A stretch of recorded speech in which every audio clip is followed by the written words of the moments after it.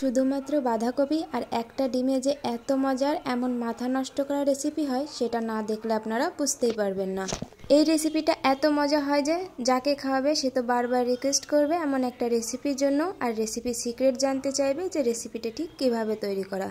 সকলের মুখে নিজের প্রশংসা শুনতে তো সকলেরই অনেক বেশি ভালো লাগে। তো সকলের মুখে নিজের প্রশংসা শোনার জন্য অবশ্যই রেসিপিটি শুরু থেকে শেষ পর্যন্ত সাথে থাকবেন আর অবশ্যই রেসিপিটি বাড়িতে ট্রাই করবেন। সকলের অনেক বেশি পছন্দ হবে আর আশা করি আজকের রেসিপিটি আপনাদের কাছে একদমই কঠিন মনে হবে না, খুবই সহজেই সকলে বাড়িতে তৈরি করে নিতে পারবেন। তাহলে আর বেশি দেরি না করে রেসিপি শুরু করা যাক। নমস্কার বন্ধুরা, আমি মেঘলা, কুক অ্যান্ড রিভিউ উইথ মেঘলার আরও একটি নতুন ভিডিওর সাথে আপনাদের সবাইকে অনেক অনেক স্বাগত। রেসিপির জন্য এখানে আমি একটা বাঁধাকপিকে কুচিয়ে নিয়েছি। বাঁধাকপিটা ছোট সাইজের ছিল, আপনারা আপনাদের পরিমাণ মতো নিয়ে নেবেন। কুচিয়ে নেওয়া বাঁধাকপির মধ্যে একটা ডিম ভেঙে দিয়ে দিলাম, দিয়ে এবার এর মধ্যে দিয়ে দেব ছোট সাইজের একটা পেঁয়াজ কুচি। তারপরে এর মধ্যে অ্যাড করব 1 চামচের মতো জিরা গুঁড়ো, 1 চামচ ধনিয়া গুঁড়ো, হাফ চামচ হলুদের গুঁড়ো, সামান্য পরিমাণে লঙ্কার গুঁড়ো, দিয়ে দেব স্বাদ মতো লবণ, আর দেব কিছুটা কাঁচা লঙ্কা কুচি। এখানে 2টো কাঁচা লঙ্কা আমি কুচিয়ে নিয়েছি। এবার এর মধ্যে অ্যাড করব আমি ময়দা। এখানে আপনারা চাইলে ময়দার পরিবর্তে বেসন বা চালের গুঁড়িও ইউজ করতে পারেন। আমার হাতের কাছে ময়দা ছিল তো আমি ময়দা ইউজ করছি। এখানে আমার 1 কাপ মতো ময়দা লেগেছিল। আমি এখানে ময়দা একবারে অ্যাড করতে যাইনি, প্রথমে অর্ধেকটা মতো দিয়েছি, দিয়ে একটু বেশ ভালো করে মাখিয়ে নিয়ে তারপরে বাকিটা অ্যাড করেছি। আপনারা এখানে চাইলে গরম মশলা বা অন্যান্য মশলাগুলোও অ্যাড করতে পারেন। এছাড়া যদি সবুজ ধনেপাতাগুলো থাকে সেগুলোও অ্যাড করতে পারেন। আমার হাতের কাছে না থাকায় আমি এখানে অ্যাড করতে পারিনি। তারপরে আমি বাকি ময়দাটা দিয়ে আরও কিছুটা সময় বেশ ভালোভাবে মাখিয়ে নেব। এই তো ময়দাটা বেশ ভালোভাবেই মাখিয়ে নিয়েছি। আপনারা দেখে বুঝতেই পারছেন, এভাবে যদি গোল হয়ে যায় তাহলে বুঝতে হবে যে ময়দাটা মাখা একদম পারফেক্ট আছে। কড়াইয়ে আমি আগে থেকে তেলটা বেশ ভালোভাবে গরম করে নিয়েছিলাম। গরম করে নেওয়ার পরে আমি এখানে বাঁধাকপিগুলো বড়াই শেপে এক এক করে দিয়ে দেব। যতটা আসবে প্রথমে ততগুলোই আমি বেশ ভালোভাবে উল্টে পাল্টে ভেজে নেব।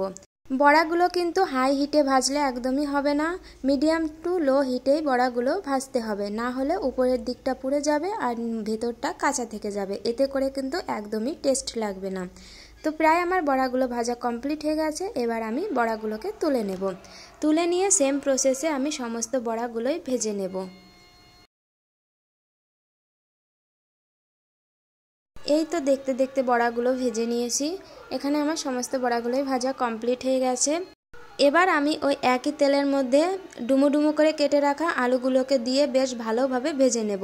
আলুর সাইজগুলো এখানে আমি বেশ বড়ই রেখেছি। আলুগুলো ভাজার জন্য এখানে আমি পরিমাণ মতো লবণ আর হলুদ গুঁড়ো দিয়ে আলুগুলোকে বেশ লাল করে ভেজে নিতে হবে। আলু কিন্তু ভাজার সময় 80% কুক হয়ে যাবে। আলুগুলো যখনই ভাজা হয়ে যাবে, আলুগুলো তুলে নেওয়ার আগেই কিছুটা মটর দিয়ে আলুগুলোর সাথে বেশ ভালোভাবে মটরগুলো ভেজে নেব। এই তো আমার আলু আর মটরগুলো ভাজা হয়ে গেছে, এবার তুলে নেব। এবার ওই কড়াইয়ের একই তেলের মধ্যে আমি আরও কিছুটা সরিষার তেল অ্যাড করব। এবার ওর মধ্যে দিয়ে দেব কিছুটা গোটা জিরে। দেওয়ার পরে এখানে আমি একটা বড় সাইজের পেঁয়াজ কুচিয়ে নিয়েছি। নিয়ে পেঁয়াজগুলোকে দিয়ে আমি গোল্ডেন ব্রাউন কালারের করে ভেজে নেব।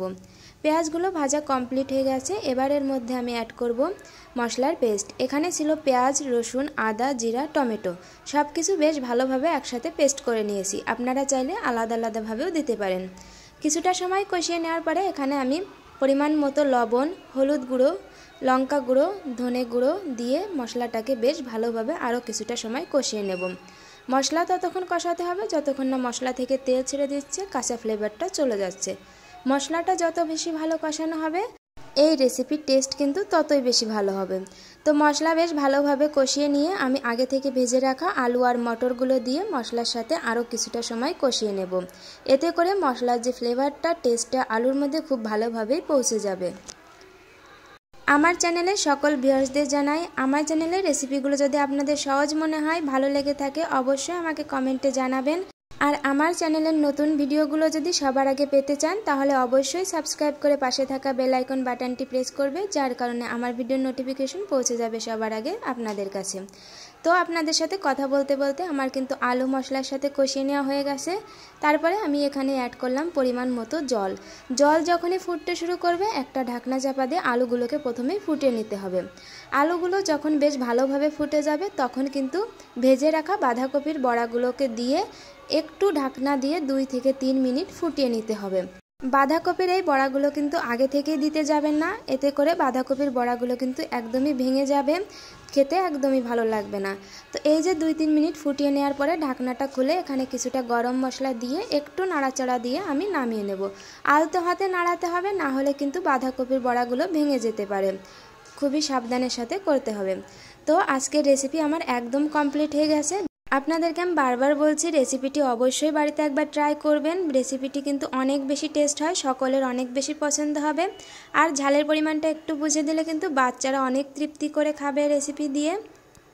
আজকের আমার এই রেসিপি আপনাদের কেমন লাগলো কমেন্টে জানাতে ভুলবেন না। ভালো লাগলে লাইক কমেন্ট শেয়ার করে অবশ্যই আমার পাশে থাকবেন। আমার ভিডিও শুরু থেকে শেষ পর্যন্ত থাকার জন্য আপনাদের সকলকে অসংখ্য ধন্যবাদ। সবাই ভালো থাকবেন, সুস্থ থাকবেন। দেখা হচ্ছে আবারও একটা নেক্সট নতুন ভিডিওর সাথে। ততক্ষণের জন্য টাটা।